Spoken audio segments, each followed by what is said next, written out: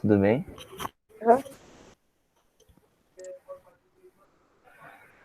Uhum.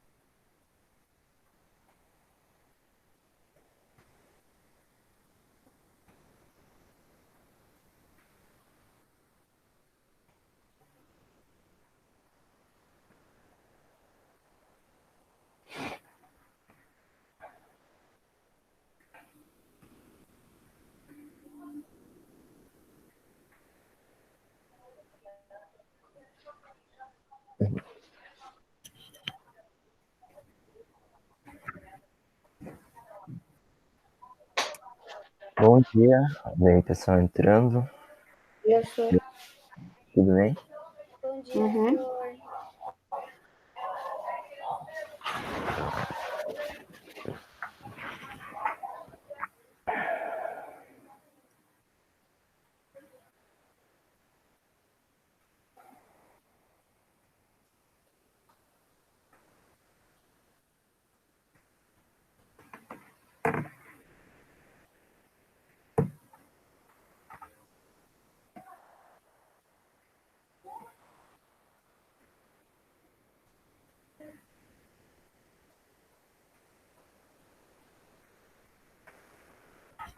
Boa, vão colocando o nome ali no chat para chamada.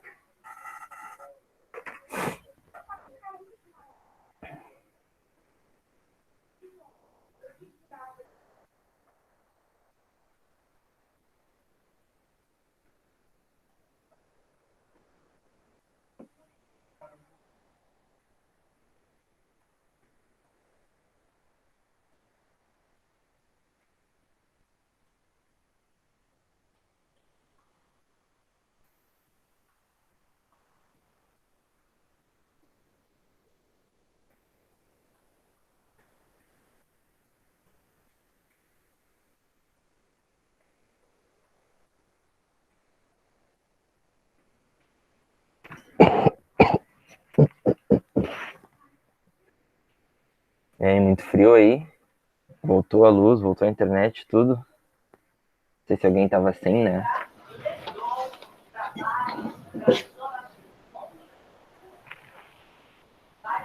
Olha.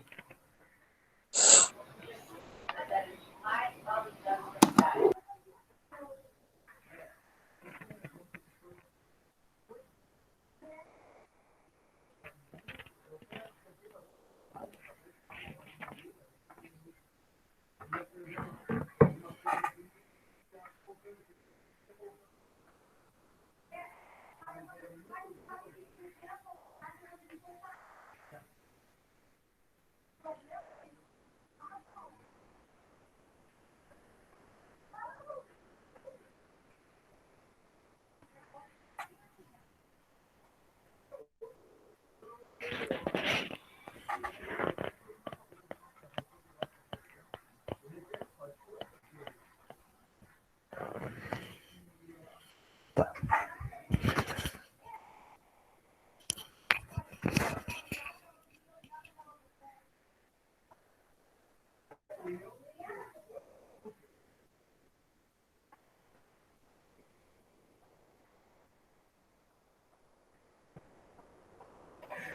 Pessoal, então, seguindo, né, os assuntos que a gente estava falando de população, né, a gente falou já de população dos povos originários, né, os povos indígenas. A gente falou das populações descendentes de povos africanos, né, essas migrações forçadas. E a gente vai falar hoje do outro tipo de migração que teve, tá? Que essas populações imigrantes no Brasil, que não vem de uma migração forçada, né? E nem são originários da América, tá?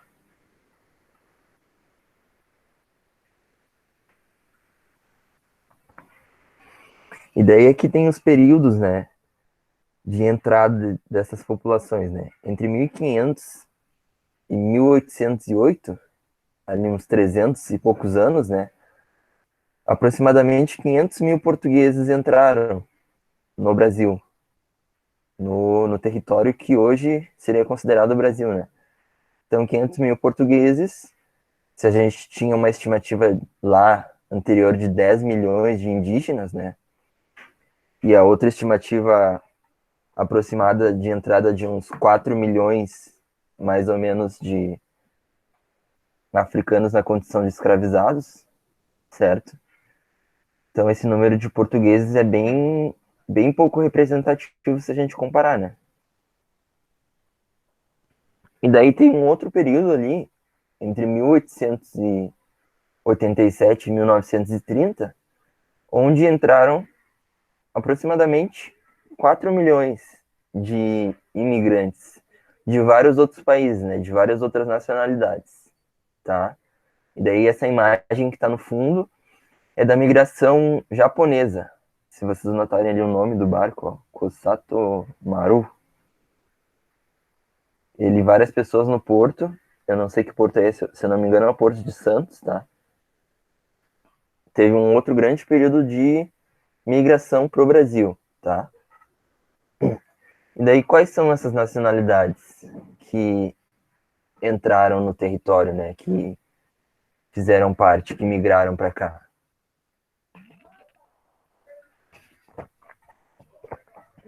Daí tem diversas, né? Algumas delas, né?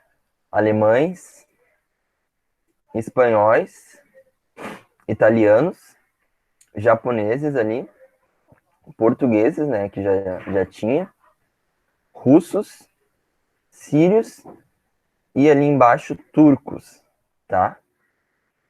Também considerando, né, nesse primeiro período aqui, não só portugueses, né? Também, sei lá, holandeses, franceses também tiveram por aí para disputar esse território colonial com os portugueses, né? Mas nesse período aqui que a gente está falando, desses anos aqui, pós-abolição, né, início da República, né? Brasil já República, saindo do Brasil Império, entrando em Brasil República. Teve todas essas nacionalidades aqui e mais algumas, tá? Que não estão citadas aqui. E daí, se a gente for falar de estimativa dessas populações que vieram para cá até 1950, que daí a gente já está falando do século passado já é bem mais recente não, mas um pouco mais recente, né? Acho que a maioria de vocês aqui é de depois de 2000, né? 2000 e sei lá. Então, olha só, as estimativas de população que a gente tem.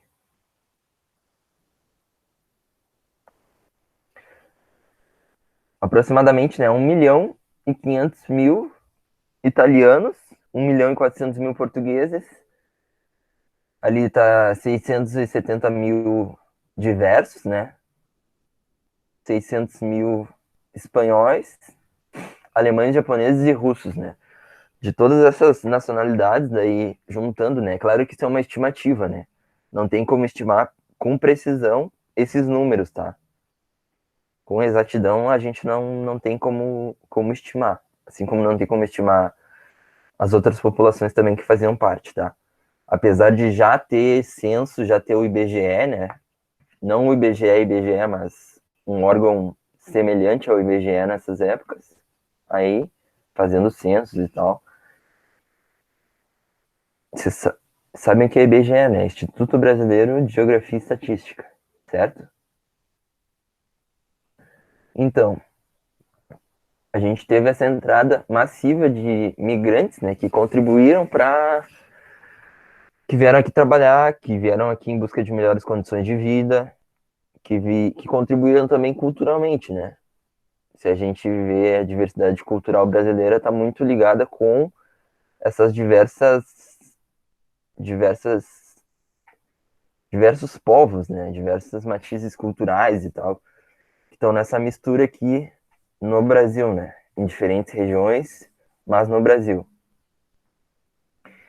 E daí, quando a gente vai falar nesse contexto, pessoal, a gente tem que notar uma coisa.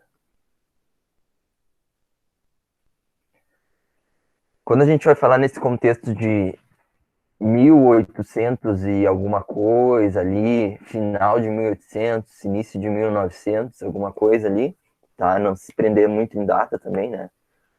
A gente tem que lembrar de uma coisa. Nessa época, existiam as teorias, começaram lá a surgir, início lá de 1900, metade, meados lá de 1800, as teorias raciais, que separavam a humanidade em diferentes raças. E a partir delas, a partir dos estudos lá de um biólogo, de um cientista lá, Linneu, ele dividiu a variedade humana em 5 raças. Né? Os americanos, seriam os nativos indígenas, né? Que eles chamaram de pele vermelha, e os africanos, os europeus e os asiáticos, tá? Seriam amarelos, negros, brancos, e ele também dividiu em uma outra espécie, né? Uma outra raça, entre aspas, que seriam as pessoas que teriam deficiência. Só que aí que tá, isso foi um grande problema porque não só ele dividiu, como ele também atribuiu características morais, características físicas, e também jeito, sabe?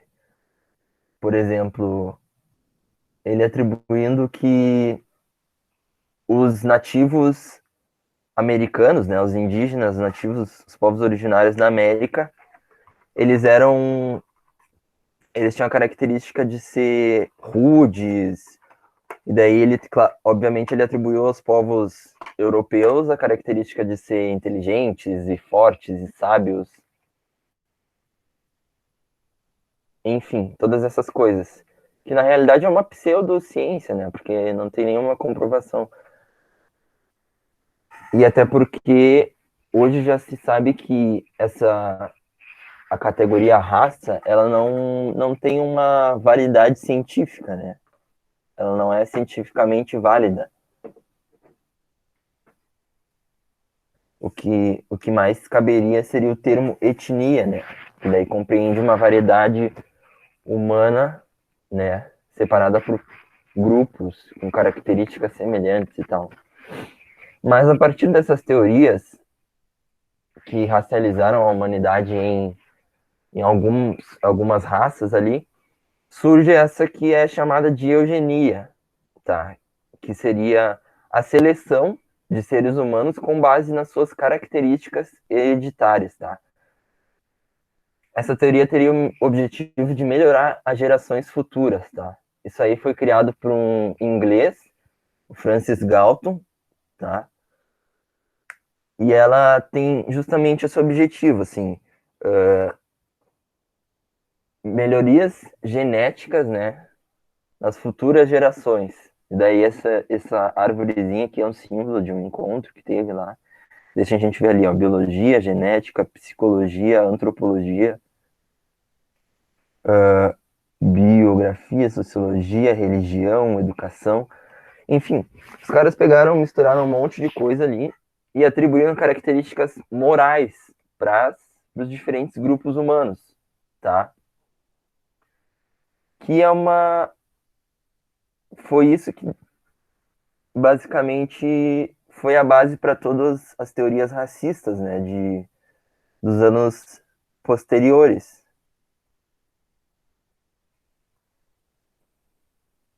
tá bem? Só deixa eu ver aqui alguns Sim, senhor. exemplos. Mas é que tu tá achando que não tinha ninguém na aula. Por isso que eu mandei um oi.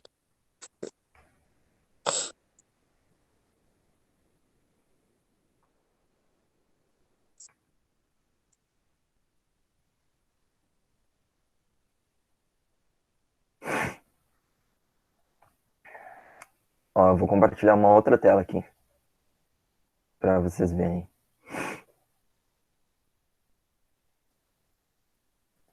Então esse era o Linneu, né? Acho que era francês. E daí ele criou esse conceito de raças, dividiu a humanidade em diferentes raças e, e daí atribuiu umas características do julgamento dele, né? A partir da visão dele de europeu. Daí algumas delas, né? O africano, Homo sapiens affair, preto, impassível, preguiçoso. Americano, Homo sapiens americanos, vermelho, mau temperamento, subjugável. Mau temperamento, né? Irritado, esse tipo de coisa. Subjugável, né? Dominável. Asiático, Homo sapiens asiáticos. Amarelo, melancólico, ganancioso, né? Ele, a partir da cabeça dele. E o europeu, né? Homo sapiens europaeus, branco, sério, forte. A partir da visão dele de europeu e branco, tá? Ele atribui essas características para diversas pessoas, né? Mundo afora, certo? E daí, a partir disso, surgiram essas teorias de seleção de características, de seleção de pessoas, tá? Daí, a partir disso, surgiu um monte de coisa. Teve teorias que diziam que mediam as características físicas, né? Mediam o tamanho do crânio da pessoa, o tamanho da mandíbula, e diziam se tinha tendência à criminalidade, esse tipo de coisa que é totalmente pseudociência, né? Tu não pode atribuir uma características morais, né, a características físicas, ligar, né, uma pessoa pela cor da pele, pela raça, né, que é um conceito que não tem validade, atribuir essas características, porque isso não depende, né? As pessoas são de diversos jeitos, né? Então aí é que tá. E daí, essas teorias de eugenia disseram que existiam alguns métodos de seleção de indivíduos, tá? E daí, há 3 métodos para a redução da perigosa fertilidade dos inadequados, né? Separou ali em pessoas adequadas e pessoas inadequadas. A câmara de morte, a segregação e a esterilização. E, mundo afora, essas teorias foram aplicadas, né? Inclusive lá na Alemanha nazista, né? Com as câmaras de gás, enfim. E daí algumas ações recomendadas por esses eugenistas, né? Bolsas de estudo para famílias eugenicamente adequadas, né? Pessoas que eram adequadas para essas pessoas aí que criaram essa teoria. Segregação e isolamento de indivíduos inadequados. Seleção eugênica de imigrantes. Esterilização involuntária, né? Tornar a pessoa estéril involuntariamente. Isso aconteceu na Alemanha, nos Estados Unidos. E eutanásia, tá? Foram algumas dessas recomendações aí. Eu tô falando essas coisas porque a gente precisa entender como, como a gente chegou até aqui, tá? Como se configura a população brasileira hoje, e isso é fundamental. E daí, em 1911, a gente teve uma lei de imigração, decreto número 9081, de 3 de novembro. E daí, se a gente olhar aqui, se atentar a alguns detalhes, né? O presidente da República dos Estados Unidos do Brasil, com Z, né? Naquela época. Tá. E vocês vão ver que algumas palavras aí também estão bem diferentes, tá? Da grafia que é usada hoje.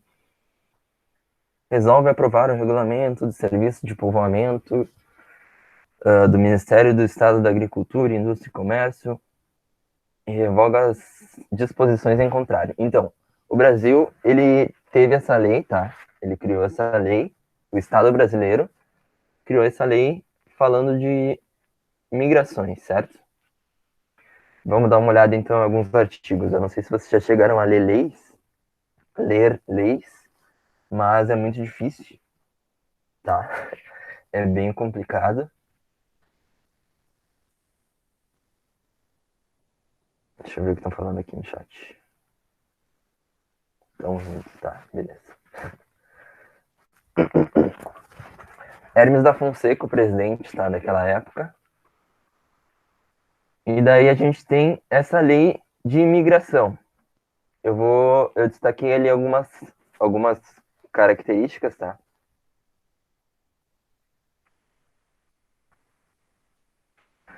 Artigo 1. Serviço de povoamento compreende a imigração, com dois M's, né? A grafia daquela época é bem diferente. E colonização, que será promovida pela União, né? Pelo governo federal, directamente e mediante acordo. Olha só a grafia, né? Muito diferente do que é atual. Dois Cs, acento, uns acentos estranhos.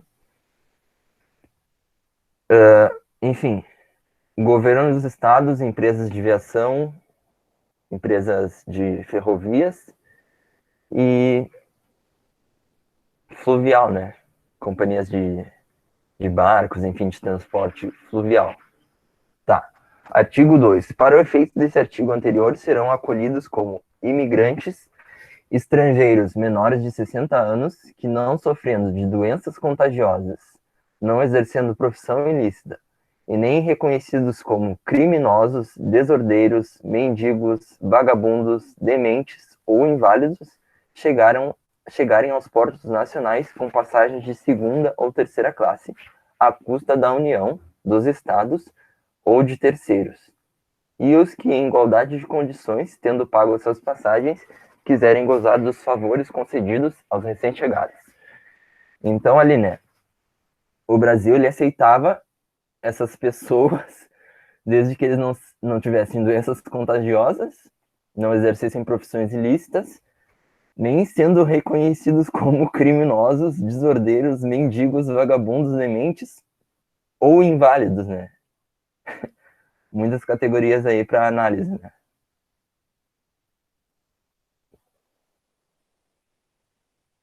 Deixa eu ver aqui o que vocês estão falando aí. Então tinham todas as categorias aí, né?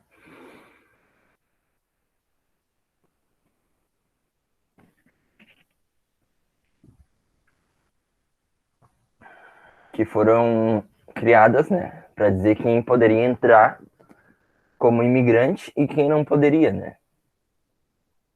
Certo?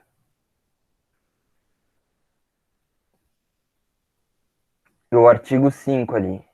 Enquanto não for suficiente a entrada de imigrantes espontâneos no país, com Z, a União fornecerá gratuitamente aos estrangeiros que exerçam profissão de agricultores e queiram vir acompanhados de suas famílias, ou chamado das mesmas, uma vez que estejam nos casos de serem acolhidos como imigrantes nos termos do artigo 2, né? Aquela coisa de não podia vagabundo, não podia, sei lá, aquelas coisas lá que estavam escritas. Como proprietários rurais, né? Que venham se estabelecer como proprietários rurais. Então a União, ela forneceria gratuitamente a esses estrangeiros passagens de terceira classe, desde que perto do embarque lá no Rio de Janeiro, né? Que desembarcassem lá no Rio de Janeiro. Recebimento dos mesmos nos portos, desembarque, agasalho, alimentação, tratamento médico e medicamentos em caso de doença na chegada, pelo tempo indispensável até que essas pessoas chegassem nas localidades escolhidas. Transporte, né, em ferrovias ou em navegações a vapor, né, em barcos, até a estação ou porto do destino deles. Isenção de direitos de bagagem, informações e tal. E, enfim, se a pessoa não falasse a língua também, talvez alguma tradução, intérprete, essas coisas desse tipo, tá? Artigo 11. Os representantes do Brasil e os encarregados do Serviço de Imigração no exterior usarão todos os meios precisos para evitar a vinda como migrantes de passageiros de segunda e terceira classe que não possam ser acolhidos nos termos do artigo 2 desse decreto, né? Evitar a vinda dessas pessoas que não fossem acolhidas no segundo artigo, né? Aquele que a gente está falando. O artigo 15. Qualquer ajuste para introdução de imigrantes só vigorará enquanto convier ao governo federal, se reserva o direito, por ato dos seus representantes competentes, de exercer a ampla ação fiscal, escolher os imigrantes, recusar os que não preenchem as condições estabelecidas, sustentar os embarques, limitar o número de passagens e, finalmente, rescindir o ajuste em qualquer tempo sem indenização alguma. Então, o governo, a União, né, o governo federal, ele escolhia e ele também tinha a prerrogativa de recusar, de evitar todos aqueles que não se enquadravam naquele artigo 2, né? Profissão ilícita, desordeiros, mendigos, dementes, vagabundos, inválidos, tá? Certo? Então, tinha a prerrogativa de evitar que essas pessoas viessem. Quem eram essas pessoas? Bom, vejamos. E daí esse artigo 56 eu trouxe só para ilustrar um pouco esses migrantes, né, agricultores, formando famílias, né, eles gozarão das seguintes vantagens, entre outras referidas, né? Alimentação gratuita durante 3 dias, em casos extraordinários até 6 dias no máximo. Se eles não conseguirem, né, auxílio. Daí durante 6 primeiros meses, até o 8º mês, em contada a data que eles chegassem ao núcleo. E se eles não dispusessem, não conseguissem trabalho, essas coisas, eles tentavam fornecer um trabalho assalariado, né? Ou em alguma obra no núcleo, em alguma obra em alguma ferrovia, esse tipo de coisa, por até 15 dias no mês. E em outros casos também, em falta de um trabalho remunerado, eles contribuíam, né? Eles ajudavam um fornecimento ali de uns 800, eu acho que é réis naquela época, eu não sei exatamente qual era a moeda, para se manter, né? Para essas famílias se manter. Então eles davam dinheiro, em último caso, para as pessoas se manter. Medicamentos e dieta gratuitamente, em caso de moléstia, né? Em caso de doença, durante o primeiro ano a datar do dia da chegada. Tá? Então, o que a gente tem nessa configuração? A gente tem o Brasil, o Estado brasileiro, favorecendo a entrada de vários imigrantes, certo? Imigrantes preferencialmente, né? Ou totalmente os imigrantes europeus, muito baseados nessas teorias de seleção racial, tá? E daí, voltando ali, né? Quem eram os mendigos, desordeiros, vagabundos, dementes, inválidos? Eram as pessoas que não eram de ascendência europeia, né? Eles não aceitariam, por exemplo, africanos na condição de imigrantes.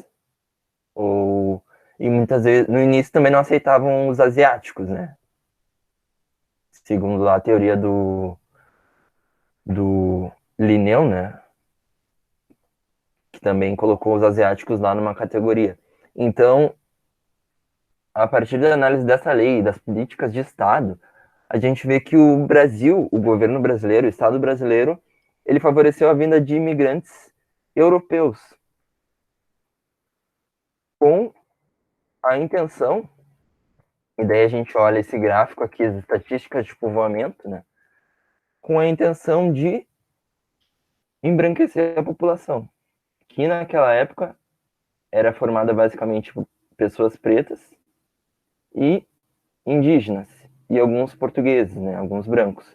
Então, ali, se a gente olhar os dados populacionais de 1872, a gente vai ver que ali em amarelo estão os brancos, em verde claro, pretos, e em verde mais vivo, ali, mais escuro, pardos, né, que é uma classificação adotada aí pelo IBGE, e daí a gente pode discutir esses critérios, né, o que é pardo, o que não é pardo, por que uma pessoa se declara como parda ou não, tá? Essas coisas a gente dá muita discussão também, tá? Mas se a gente pegar os dados populacionais, a população de pardos e a população de pretos naquela época superava a população de brancos. E se a gente olhar a partir dessa década de 1890 em diante, com a entrada de imigrantes, a população de brancos vai aumentando, ó. Como vocês podem ver, 1940, 1950, 1960, 1980 e 1991. Então, isso e outros, e várias coisas, né? Se a gente comparar as condições que os migrantes. E daí é uma coisa importante deixar claro, né? Não quer dizer várias coisas. Uma delas é que essas pessoas que vieram, elas vieram em busca de melhores condições de vida, obviamente.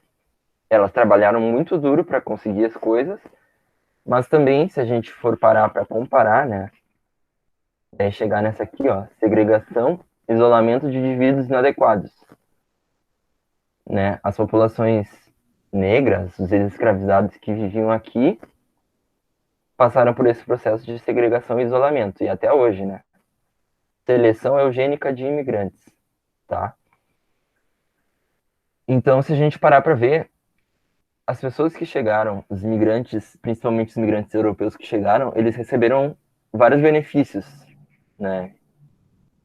Inclusive, muitas vezes receberam terras ou foram favorecidos para que tivessem acesso à terra, coisa que, se a gente notar, até hoje, as populações indígenas não têm acesso à terra, né?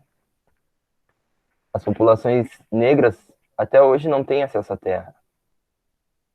Foram coisas que foram negadas, né? Se a gente parar para comparar, foram dois pesos e duas medidas bem diferentes e que tem relação com o que a gente passa hoje, né? Tem relação com o que a gente vê hoje na população, na configuração da população brasileira e nos dados estatísticos, tá? Certo? Então teve essa clara intenção do Estado de embranquecer a população, tá? E isolar e segregar as populações negras e as populações indígenas, favorecendo os imigrantes europeus que ocuparam os postos de trabalho assalariado, enquanto as populações ex-escravizadas passaram por aquele processo de encarceramento, tinha aquela lei da vadiagem, né, que nem a gente falou semana passada, que a pessoa que não tivesse um emprego, ela era presa, certo? A lei dos vadios e capoeiras, né? Enfim, vários meios de criminalizar e prender e punir, segregar populações, enquanto outras foram favorecidas, tá? E daí, se a gente olhar esses dados estatísticos aí, ó, o percentual da população por raça cor no Brasil de 2015, segundo o PNAD, tá? A Pesquisa Nacional por Amostragem de Domicílios, de 2015. E daí a gente vê que população branca 45,22%, parda 45,5%, preta 8,86%, tá? Daí normalmente se junta a população parda e a população preta, e se diz que a maior parte do Brasil é de população preta, tá? Amarela, né, que seriam os asiáticos, 0,47%, e indígena 0,38%. Tá? Claro que daí tem várias problemáticas, tá? Na questão de censo, tá? Uma delas é a questão da autodeclaração.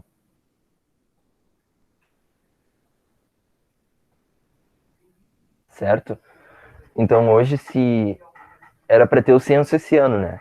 Se o recenseador não vai ter, obviamente que esse ano não vai ter, já tinha sido cancelado antes da pandemia, se não me engano. Se o recenseador chegar na tua casa e te perguntar como é que tu te declara, tu pode escolher como é que tu te declara, certo? E outras problemáticas, né?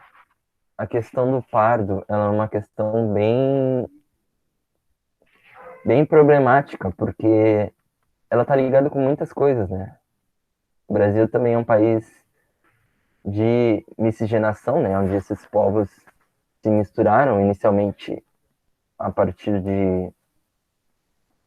da escravização, a partir do estupro mesmo, mas a gente vê que essa população parda, ela tem algumas características bem diversas, né? Por que uma pessoa se declararia parda, né? Tem várias problemáticas aí envolvendo, que a gente não vai entrar em detalhes agora, tá? Mas a gente pode discutir depois, se vocês acharem pertinente. E daí, ó, imigração e refúgio no Brasil atual, né? Quais são as principais migrações atualmente, né? Esses são dados do Senado, tá? Do Legislativo. Principais nacionalidades entre 2012 e 2018. Haitianos, bolivianos, venezuelanos, colombianos, argentinos, chineses, portugueses e peruanos. E daí as principais nacionalidades em 2018, né? Venezuelanos, haitianos, colombianos, bolivianos e uruguaios, tá? Certo? Então, haitianos, né? A gente tem a questão lá, teve a questão do terremoto, tem várias questões, né, no Haiti, que a gente conhece, né? Haiti que fica na América Central, tá? Bolivianos também, muitos bolivianos vêm para o Brasil para trabalhar, principalmente mais para a região sudeste, tá, do Brasil. Venezuelanos, agora tá tendo uma questão também, uma crise lá na Venezuela, tá? Que é uma questão que tem saído bastante gente de lá atualmente, tá?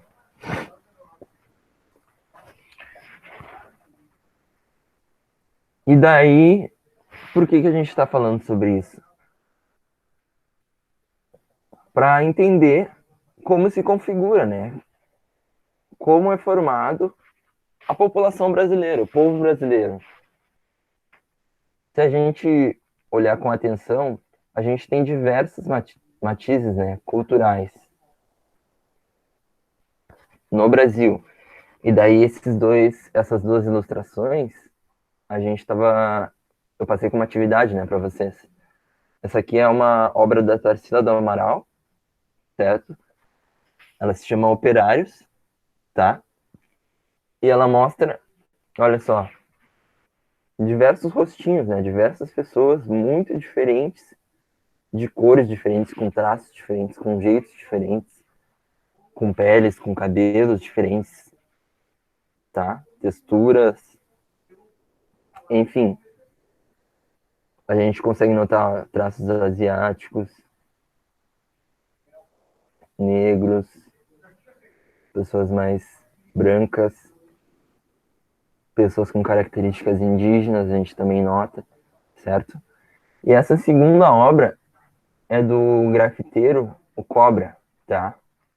Que também faz referência, que ele colocou como uma coisa mais importante, que seria o povo brasileiro, né? A maior preciosidade, o maior tesouro é o povo brasileiro, que tem uma enorme diversidade, né? Até dentro da nossa própria sala, né? Se a gente for olhar para nossa sala, a gente vai notar muita diversidade, muitas pessoas diferentes. E diversidade é bom, diversidade não é ruim, tá? E daí, se a gente for olhar para as contribuições, né? Existem diversas contribuições nas culturas, né? Por exemplo, a cultura indígena, ela tem muitas contribuições. Às vezes a gente não consegue notar, mas a gente consegue perceber, por exemplo, na alimentação, na comida. Muita coisa que a gente come hoje é de origem indígena, né? Foram coisas que foram apropriadas dos indígenas, né? Que foram adaptadas também, né? A questão por exemplo, a aipim, a mandioca, o consumo, né? Tapioca, várias coisas, tá?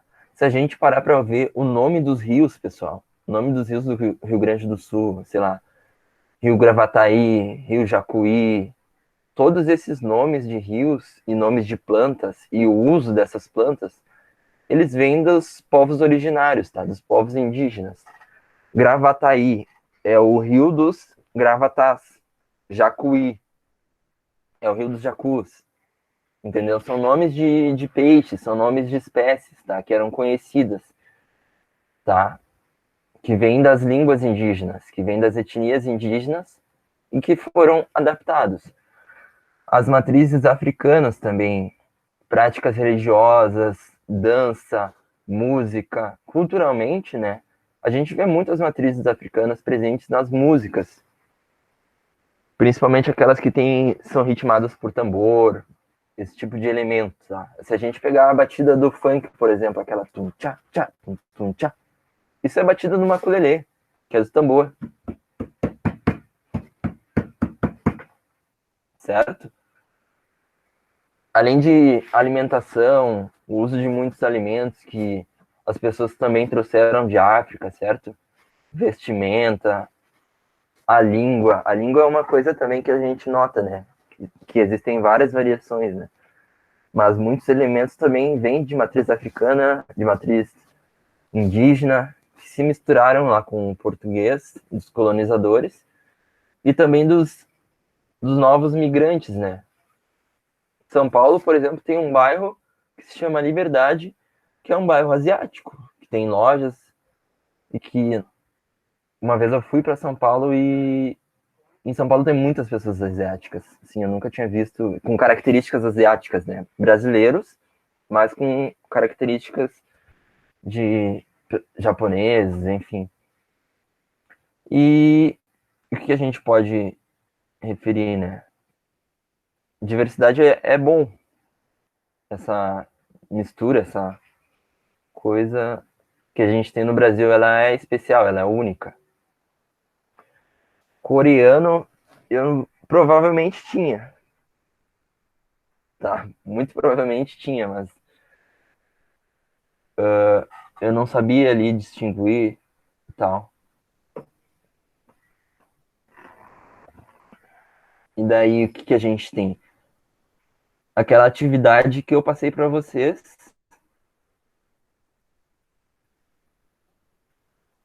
que era essa aqui, ó. Deixa eu só voltar aqui.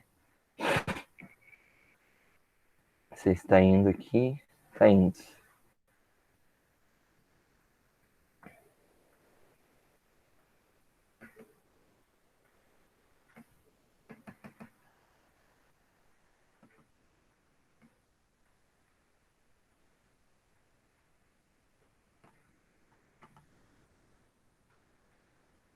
Tá lento, mas tá indo.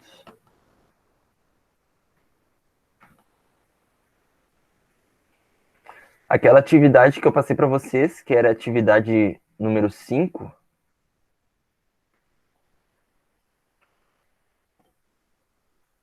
E eu queria saber como é que vocês estão com essa atividade aí. Se vocês chegaram a fazer, se não. Tá Essa atividade fácil, eu tá cheguei a difícil. fazer, sou Eu consegui. Essa eu consegui também. Eu consegui também. Uhum. Eu também. Também consegui fazer. Uhum. Muito frio. Essa obra da Tarsila do Amaral, né? Que é uma artista brasileira, uma pintora brasileira, bem conhecida. Essa aqui, né, também que a gente estava falando do Cobra, né? Que ele tem esses traços únicos, né, essas características de as imagens dele terem muitas cores, né? Aí vocês podem até pesquisar se vocês tiverem interesse. E tinha essa poesia, né, do Alan Salles, falando do povo brasileiro, né? Cultura tão plural, essa linda mestiçagem com seu povo tão guerreiro, samba, baião, moda, violão. E é isso, pessoal. É a gente entender que o Brasil é formado por todos esses atravessamentos, todas essas questões, e que essa diversidade ela é muito rica em vários sentidos, mas também entender como se deu esse contexto, sabe? E que tem muitas Sim. coisas aí, tem muitos povos que ficaram para trás. Sor, Oi, essas folhas é pra te enviar no e-mail? pode ser? Eu acho que é melhor, inclusive. Aham, aí todas as folhas que o senhor enviou eu vou te mandar por e-mail, tá? Tá, Tá bom. por favor. Eu só apareço um olho, meu Deus. E daí a gente tinha essas questões, né? Bah, ô, senhor, tinha voltado a luz na minha casa, voltou agora. Voltou agora. Uhum. Ixi, Sério? A minha faltou ontem. Aham, faltou agora há pouco, agora voltou. Tá louco, velho. ah, A Por minha isso a que eu escola sei. tá sem luz, parece também. foi ontem de noite.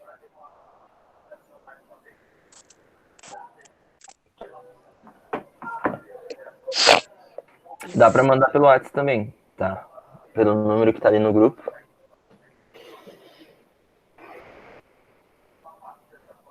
Tá bem? Podem mandar pro WhatsApp também. Tá. Ou pelo e-mail. Tá bom, senhor. Vou te mandar pelo zap, então. Tá. Pô, minha luz caiu, senhor. Desconectei da aula. Putz, sério? Sério, senhor? Bah, fiquei tristão agora.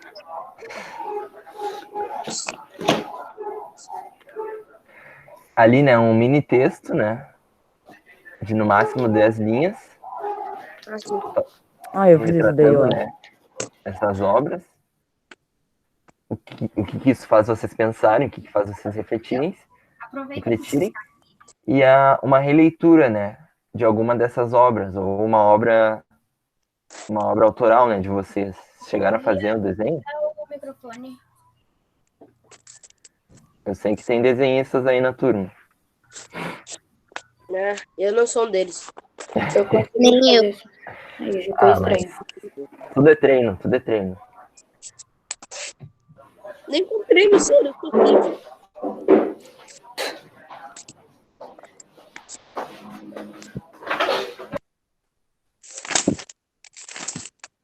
Ian, desliga o microfone. Mas não sou eu. É sim, tá com o microfone ligado. Meu Deus. Obrigada.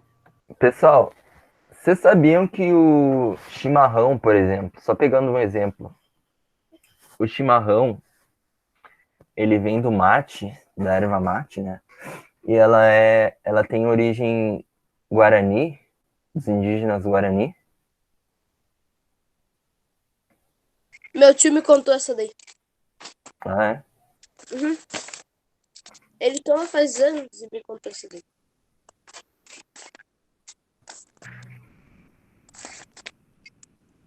E vocês conseguem pensar em outros elementos que vêm de outras culturas? Remédios, por exemplo. Como assim? Remédios. Quais tipos de Ô, remédios? senhor, o chá também é considerado? Eu acho que o chá de boldo, talvez. Ah, o charque. É charque. Ele é rápido. Charque? É. Charque é mais uma técnica para conservar, né? Carne, que antes não tinha geladeira. Daí eu botava sal para não estragar. Olha, eu acho que o Ian quis dizer sobre remédio, aqueles remédios caseiros, sabe? Que eles faziam pra planta. Aham. Isso aí mesmo. Sim, sim. O uso de ervas e de chás também é bem reconhecido, né? Aham. Então A ajuda. minha avó tem boldo, tem um monte de coisa plantada ali no pátio dela. Sim. Ela disse ela disse pra gente que a avó dela, ela plantava também, quando ela era criança. Ah, isso aí é uma característica, né? Ancestral que tá passando. Isso é interessante. Até porque se a gente parar para ver, os remédios, eles também são extraídos de algumas propriedades das ervas, né? Sim.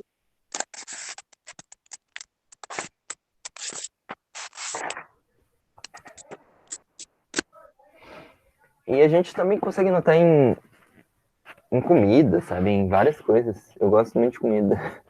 Então eu reparo mais na comida. Mas enfim.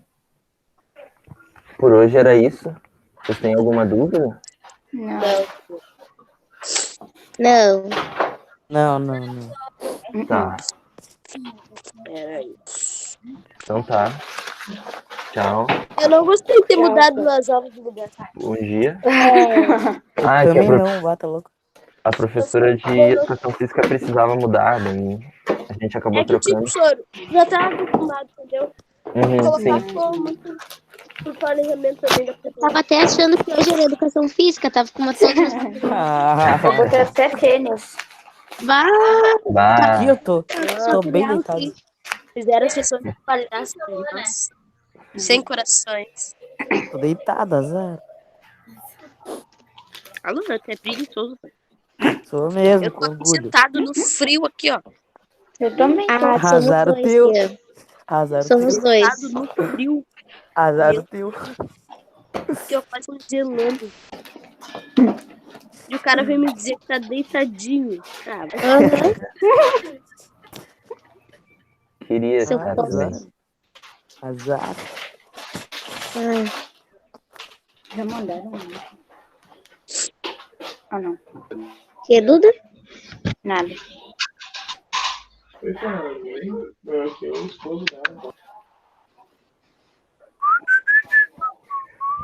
Dá, não sei, eu não sei. Pra vocês saírem da conversa pra conseguir abrir outra depois, tá? Tá.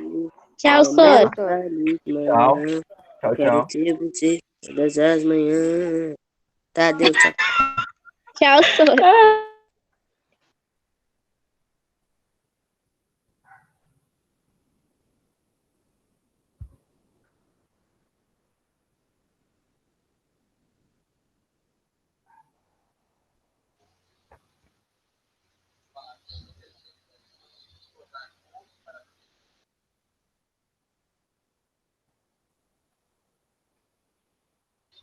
Oi, Soy. Oi? Voltei. Pode falar? Você tá com alguma dúvida?